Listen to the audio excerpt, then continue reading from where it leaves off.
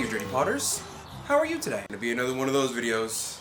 One of those videos where your teacher's been teaching you how to do something for a very long time just because he heard it from someone else and he's never questioned it or tested the opposition. And then one day someone in a garage did. And I have stuff to show you. In today's video, we're going to talk about a pretty prevalent glazing myth that I've been running into in the pottery world and some of the context around it. Some of you might have been taught to do something like this with your work. For those of you who don't know what's going on here, this is a person wiping off their bisque to get the dust off, mainly because they believe too much dust on a piece acts as a refractory and will in turn mess up their glazing, causing things like pinholing.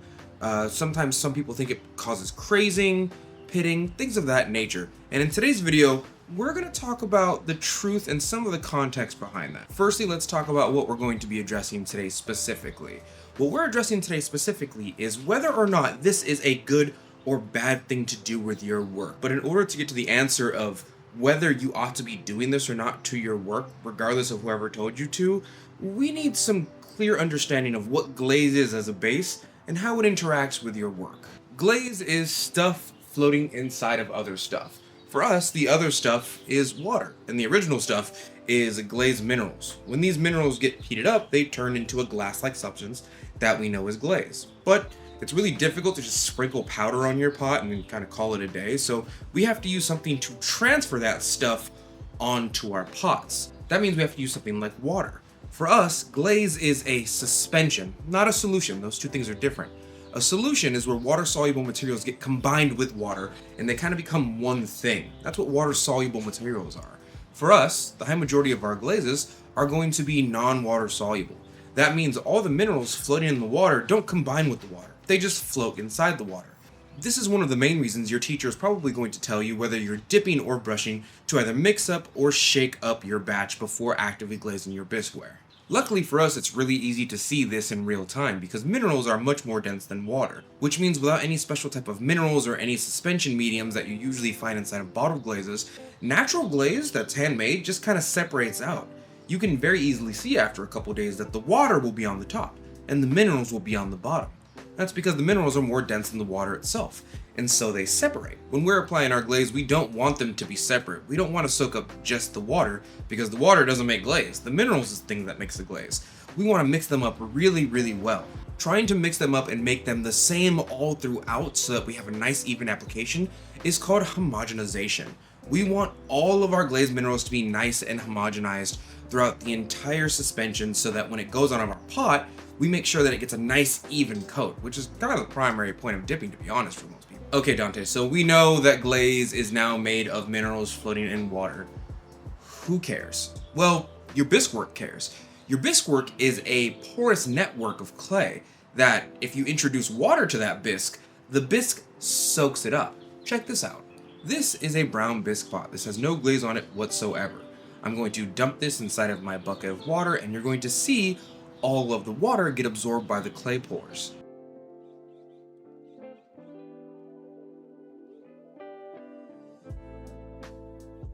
Keep in mind, this water isn't evaporating out into the atmosphere or anything, it's getting absorbed into the bisque pot. This action also happens when you're getting a damp sponge and you're wiping your dusty bisque piece as well. Look at this. Here's a dusty bisque piece that's been on my shelf for about 1 year. I planned a video out and I just never got around to it. Because of that, it's been collecting dust and dirt.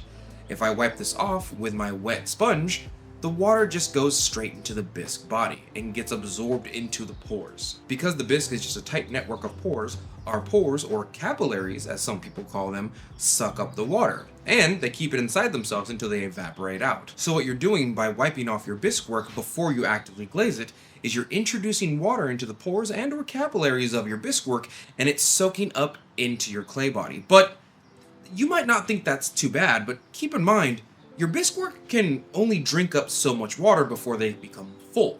Let's take this little bisque testile for example. This bisque testile is just one of my regular ones that I'm going to dip in some glaze. You can very easily see me glaze this. When I do glaze this, you can see the water gets absorbed and the minerals get left behind. When we heat this up, this is what makes our glaze. The water's not really part of it, it's just something that we use to transfer the materials onto our bisque pot easily. But keep in mind, there is a limit to this. If I drop this bisque test tile into the water and I let it soak up for 30 seconds, watch what happens when I take it out. You see that? It's no longer absorbing the water, at least not at the rate at which it did beforehand. It's not absorbing anything. In fact, if you look really closely, you can see it start to drip. This is because the pores are completely full. There's no more room for the water to get absorbed into. You have essentially waterlogged all the pores of your clay, which means it can no longer absorb water. And if it can't absorb water, it doesn't absorb anything floating in the water. That's right. You're technically decreasing the amount of minerals you get on your bisque pot by introducing water to it beforehand.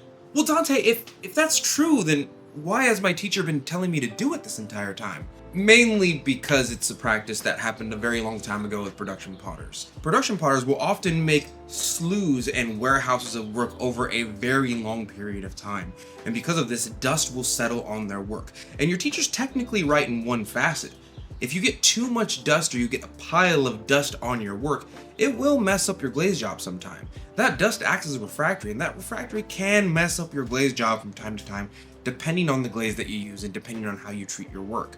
So, because the professionals do this kind of stuff, it's kind of trickled down into the everyday house potter. But there's one crucial difference in between you and a professional production potter who's been saving thousands of pieces on their shelf that have layers and layers of dust on them, both inside and out, versus you who got it out 2 weeks ago. Firstly, in the time in which you've taken your stuff out of the bisque, you probably don't have a layer of dust that affects anywhere near the glaze. And secondly, when the professionals wash off their pots, they let the water evaporate from the clay pores and the capillaries before they glaze them, because they know it decreases the amount of water and glaze minerals they get on their pot once they glaze. They're not rinsing their stuff off and then glazing it right after. They're waiting a couple weeks. But listen, I'm a very strong advocate of don't just believe people. This is kind of how we got into this mess. I'm a very, very strong advocate. If someone tells it to you, even if you like that person, you should be testing it yourself. You should be getting pieces out of your kiln. You should roll one around in dirt and then rinse it off with water, let it dry, glaze it. Roll one around in dirt and dust, and then just glaze that one regular style. Don't even wash it off. And then pull a new one out of your kiln, don't do anything to it, and glaze that one too.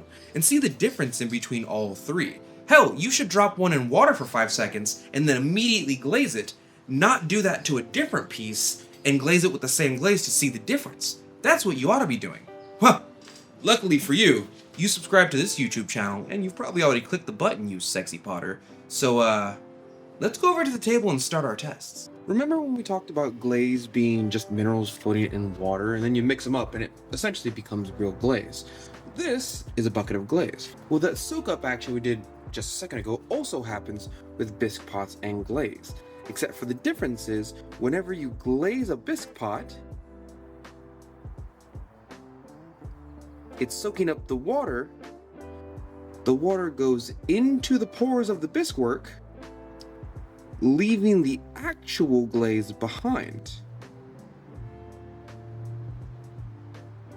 The water the glaze is composed of gets soaked into the bisqueware, leaving the glaze behind, so it's not wet, but you do still have a layer of mineral on your pot, and this is what glazed work is. Let's put a little 1 on this. Just like that.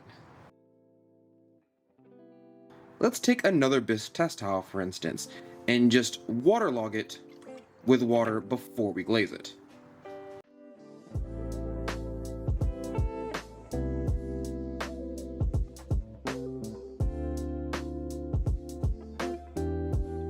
It's now soaked up the maximum amount of water it could soak up, which makes it so that in case you put any water on it, it doesn't absorb. You see, it's not getting dry whatsoever. It's staying wet. There's no more room left in the pores to absorb any more moisture, and that includes anything the moisture comes along with. I'm gonna leave it here for a full minute so you can see that it's actively not drying, because I feel like there are some people who are very pro rinse your pots off who are gonna go, no, it just didn't dry in that time, or he slowed it down, when realistically, this is drying in real time. And to that extent, when you try and glaze a piece that you've either rinsed off or put too much water into, it inevitably fails. If you can't have any more moisture absorbed into the clay body, that means anything that comes along with that moisture, minerals, glaze minerals, don't get on the clay body or even stick to it. It just sloughs off. Watch this.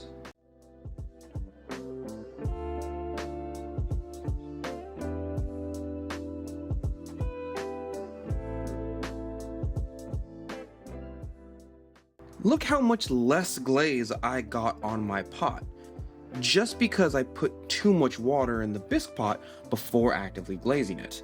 You can essentially see through the bisque. On top of that, I can't put any more layers on simply because, well, it won't dry. Look, it's drippy. Right there, you could see it. If we take a close-up, we can actually see through the glaze onto the bisque pot, because it didn't soak up enough mineral along with water in order to make a nice layer of glaze. I'm getting way less glaze on my pot. And I'm leaving it up here in real time. I did not speed this up, I did not slow this down. I'm leaving it up there so that you can see it's still not dry, it's still shiny. Just look at a side-by-side comparison of these two. One of them has a much thicker layer of glazed mineral on them, inevitably getting better color and more glaze on the pot in the future. While the other one, which was dipped for a much longer time if you notice, I left it in there for about 3 seconds longer, has almost no mineral on it whatsoever. The water's gone, but there's way less mineral on the pot. We're actually going to fire both of these. This will be the number 1 tester, while this one here we'll put 2 dots on to make it the number 2 tester. There, now we know the difference. Okay, let's take a look at our test style that has no water introduced to the capillaries whatsoever.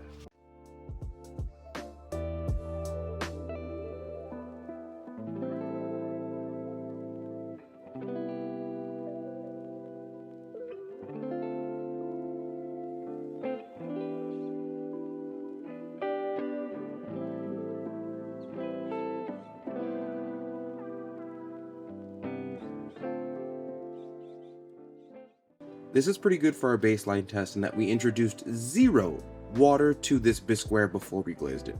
Now, let's check out the one that we waterlogged just as an extreme example. This is the one that we introduced a lot of water to the capillaries and the pores of the clay before glazing.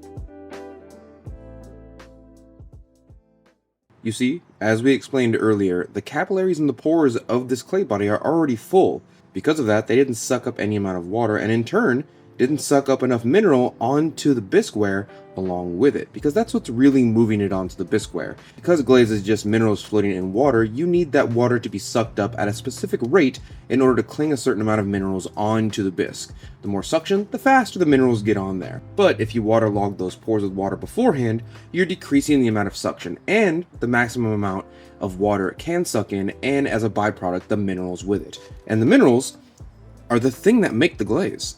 But listen, I hear you out there. Dante, you showed us 2 extremes of the spectrum. You showed us one that wasn't tampered with whatsoever, and then you showed us one that was pretty much waterlogged. You filled all the pores with water. I'm just trying to dust mine off a little bit to make sure the dust doesn't affect the glaze. You know what? You're right. Let's do a real experiment. These test styles here are my frost porcelain test styles.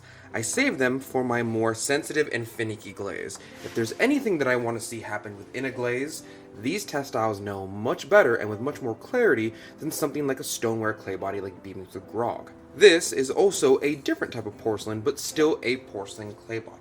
Let's do a little test. This test style will have nothing done to it whatsoever. It won't have any water applied to it. We're just going to glaze it with a 3-second dip. This one here will rinse off in the style that most people do when they get a sponge and they just rinse off their work saying that they're getting off the dust.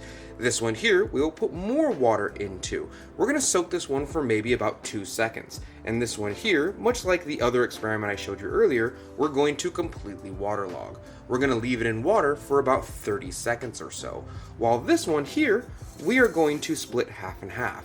Half of this we're going to wipe off with a lot of water, and the other half, near the handle, we're going to leave done nothing with. These are going to be our experiments, and you're going to see a drastic difference in between all of these textiles. Furthermore, I'm going to test all of these on my own handmade glaze that Clayscape sells, Red Lotus. This is one of my favorite glazes, but it also is highly temperamental. If there's anything wrong with your application, or if there's anything wrong with your clay or glaze, this will tell you. And while that sets up, we're going to mark our textiles. This first dot right here will represent nothing done to the textile. 2 dots will represent a little bit of water, wiping it off, as many of you do. The third one will represent a little bit more water in the clay body. And the fourth one will represent a completely waterlogged product like I showed you before. We're going to put a little dot on the side that we're going to glaze that will be affected by water on this cup, and the side nearest the handle will not have this. And of course, for consistency, we're going to count. 1, 2, 3, pull it out. Here is a damp sponge right here. We're going to wipe off this top layer here. Just like that. And now we're going to glaze it immediately after. 1, 2, 3. Pull it up. This one here, we're going to introduce a good amount of water to. Let's just wish it around in the water a little bit, huh? A little bit like this. Yep, get it in there. That's a pretty good amount of water. Now we're going to glaze it. 1, 2, 3. Take it out.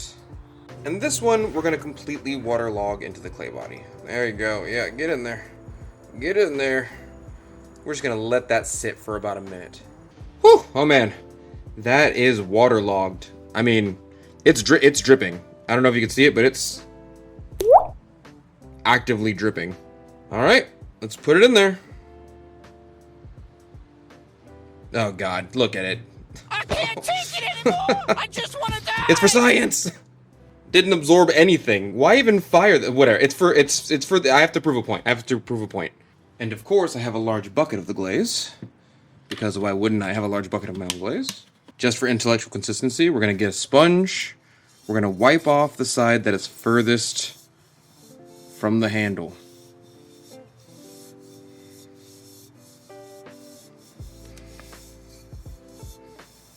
This side dry, this side wet. And we're going to dip the entire thing from the bottom up. Right there.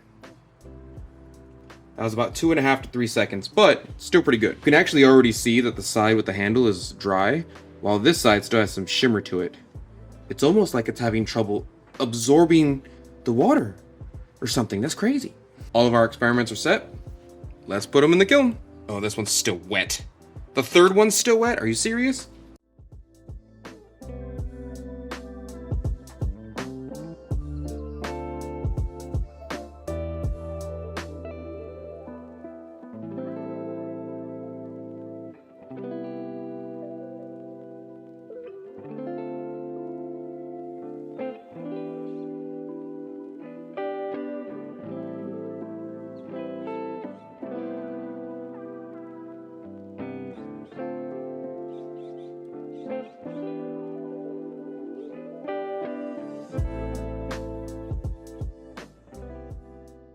Okay, now that everything's out of the kiln, let's take a look. Firstly, I want to show you the Orton cone that I got out of the kiln. We didn't reach a full cone 6, that's probably more of a cone 5, but this glaze is still turning the color that it's supposed to turn, so I'm kind of okay with this. The test results are the same, even if I did them at like cone 7 or cone 4, but I still do want to give you an accurate representation of the heat work that we got inside this kiln. Let's take a look at our textiles first.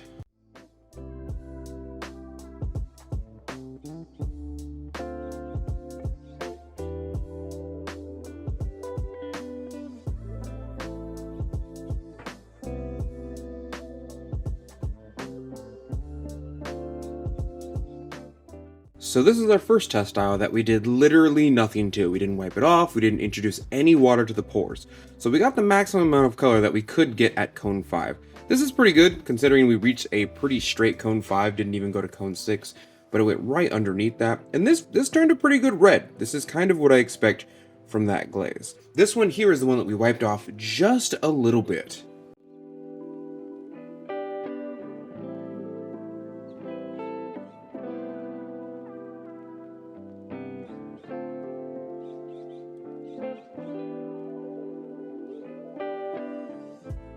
This one came out pretty red as well. If you look at the difference in between number 1 and number 2, you can barely tell the difference in color.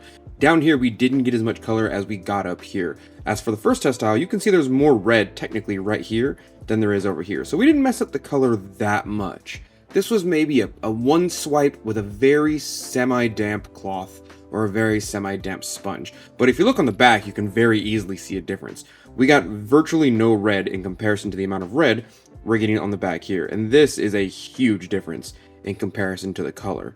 Granted, this one had water introduced to it before we glazed it in the form of a sponge, a damp sponge, because we wiped off our stuff, and this one had zero amount. And then the front, you might be able to say, I don't care that much. But on the back, you cannot say that. This is definitely a difference in color for the back.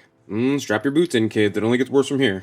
This is our third porcelain test style, in which we introduced a good amount of water to the clay body right before we glazed. And you can very clearly see the amount of red we're getting in this glaze is very much muted.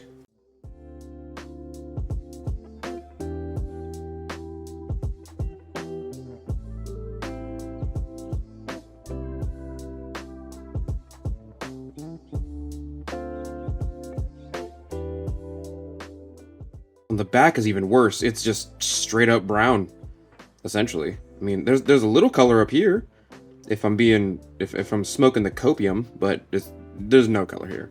This is the test style that I want most of you to see, because the high majority of you are wiping off your bisqueware for more than simply 1 second. A lot of you are taking your sponges and wiping off one side and turning it around, wiping off another side, and you're getting the dirt or the silica or the dust off, so to speak.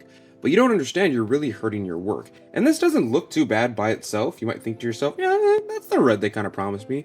But when you put it next to a test style like this, you really see the color difference in between, especially on the back, in between this here and this here. If I got a bottle of glaze and this is what they promised me, and this is what I got simply because I introduced a lot of water to the pores, then this over here is kind of my fault. It's not the developer, nor is it the bottle. You guys want to see the last one? Do you? I mean, it's bad. I just want to let you know it's really bad. Here is the final test style, in which we waterlogged and dumped in water for about 5 seconds in a giant bucket of cold water right before we glazed.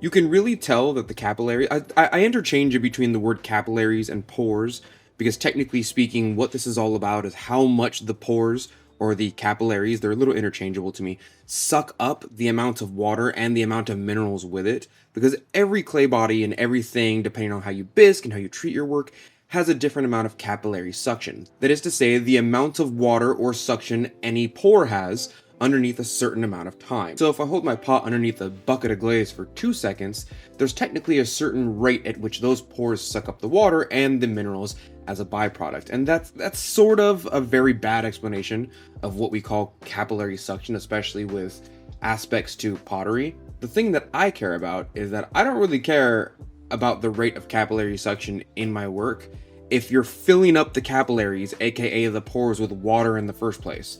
It makes it much more difficult for them to suck up the water and subsequently the minerals that make glaze coming along with it.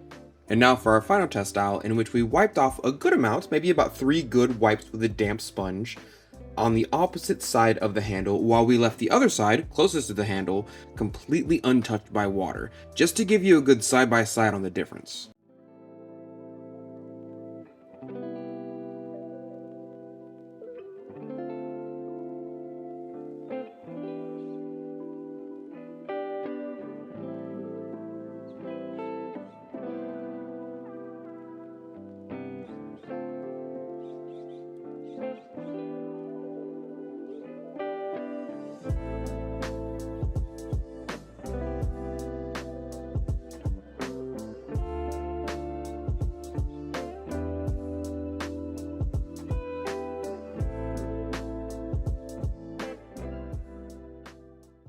Oh my god, My lord, I did not think the test would come out this conclusive. I mean, I've done this test. I've run it about 7 times in my life just to prove in front of other classes that this happens. Because often, I go to a class, I see half the class doing this because their teacher told them to, and then I show them about 3 or 4 different tests on 3 or 4 different clay bodies of this exact thing that I'm doing for you on camera right now. And hand over hand, almost every single time, as long as it's not a really finicky glaze, it comes out essentially like this, where I get far less color on the side in which I introduced a good amount of water to the pores and the capillaries versus the side that I literally did nothing to. And I knew it would come out like this. This is a fairly good representation of what happens. It even came out this way on the other side as well. This side that I introduced water to, all right here, I rubbed it off like this. But once you get to the side in which I introduced no water to the clay body, you can see a very conclusive difference in between the amount of color that I'm getting, especially with a glaze as picky as a deep iron saturated khaki tomato red. I mean, this is how it comes out almost every single time on all of my tests. This right here hurt somebody's feelings out there. I know it did. They've been rinsing off their work for like 10 years because their teacher told them so. And now I'm there. That teacher's getting an email. Dante, that doesn't prove anything to me. You know, you just wiped off a little bit of dirt. Your bisque was already clean. You did. I mean, listen. I did see a color difference in how much red you got. And after the first test, it did start to turn brown, but that means nothing to me. My work can handle a little bit of color difference like that, okay? It doesn't need to be that accurate. What if I did the unspeakable? Listen, I came up with a lot of theories of how I could prove this to you on camera, and one of them was, in fact, unspeakable. One of my friends had to talk me down from that. But one of them seemed to jive pretty well with the group that I kind of brainstormed stuff with.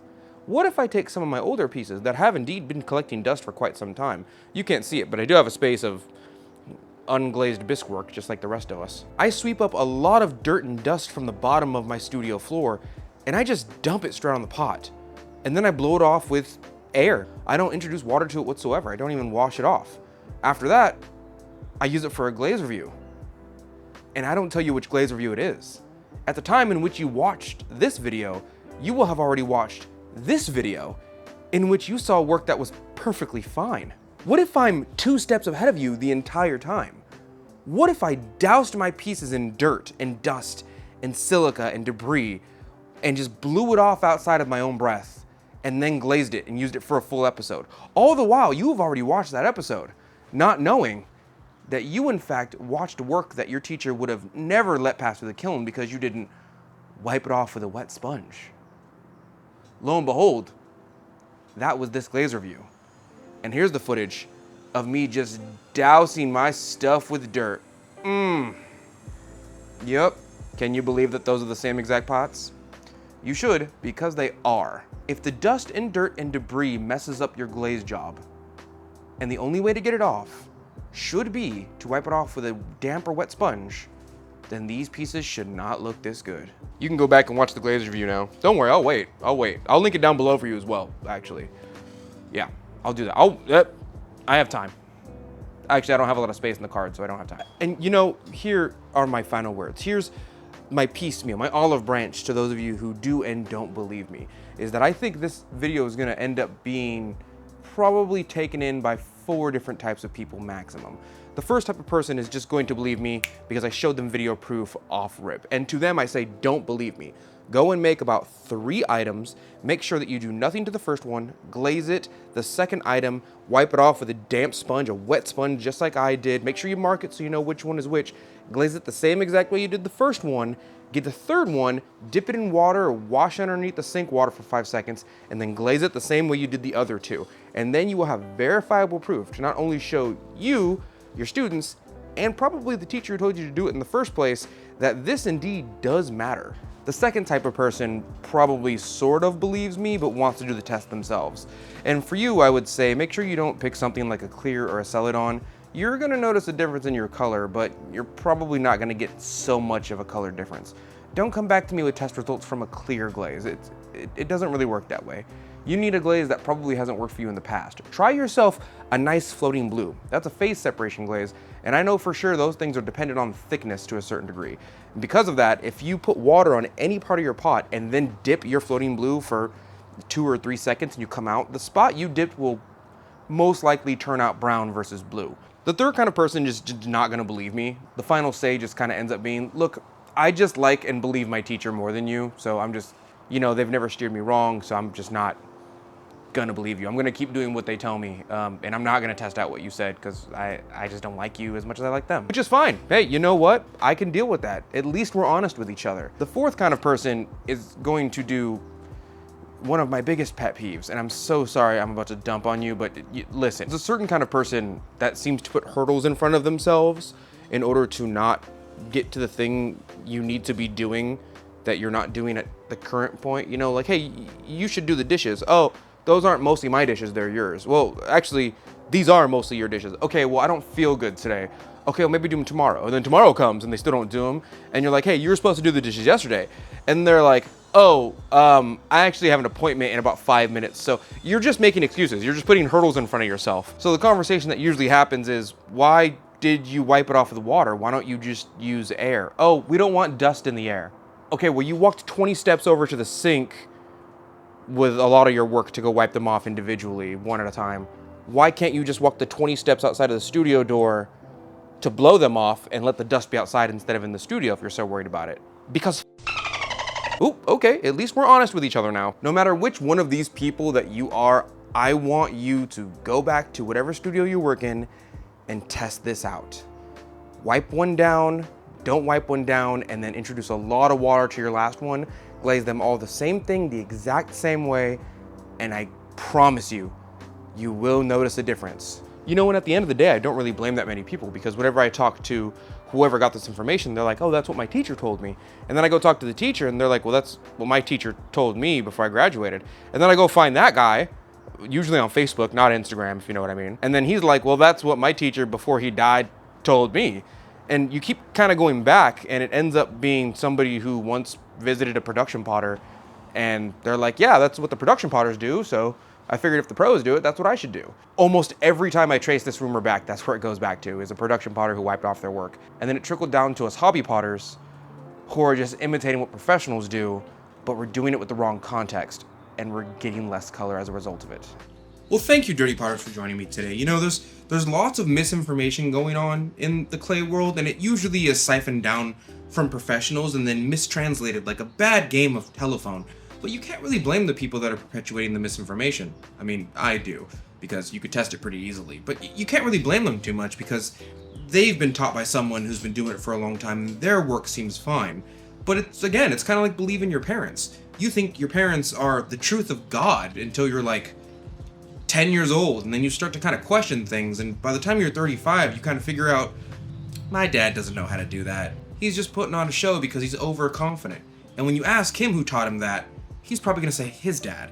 And if you ask him, he's going to say his dad. And so on and so forth, until you just get to one guy on Apple Hill who goes, oh yeah, one day I put acid and slip together, and that's what mocha diffusion is. But as you've seen with some of my more recent videos, you should be testing it. Again, thank you for watching this video. Thank you for looking at my tests. Also, thank you for sharing this video to the person that's probably been telling you to wipe your bisque off for your entire life. And I really do appreciate you watching this. I know that I'm coming to the ceramic art world with like, no, actually, that's actually. But I really do mean it when I say if someone tells you something, you should just take 2 pots and test it out, right? Not every glaze will do this, but enough glazes do this for me to stay away from the practice altogether. You should be getting maybe 2 or 3 pots, don't rinse one off, don't do anything to it, get it straight out the kiln, glaze it, right? Introduce water to one, wipe it off with a bisque, glaze it in the same exact way in the same exact glaze. And then go ahead, dunk one in water for 5 seconds, and then glaze that, and watch the difference in color. You should do it as a class experiment even. You will most likely see a difference in the saturation of color and the minerals that you get on your pot. I've done it a couple times, but my Red Lotus glaze is one of those glazes that really doesn't like water introduced to it, and it will end up turning brown. I'm not coming to you with this video to say your teacher was wrong the whole time. I'm coming to you with this video to say you should probably just test it, and you'll find out that what I'm saying is true, regardless of whether you like your teacher or not. I mean, could you imagine though, being the artist in the class who does the tests, and then you get to show the entire class in front of your teacher, and then you become the teacher. I'm captain now. Thank you for your patronage. I understand where the myth comes from, but no one along the historical lines said, if you want the dust off, why don't we just blow it off? that some guy in the back was like, no, you have to do it with water.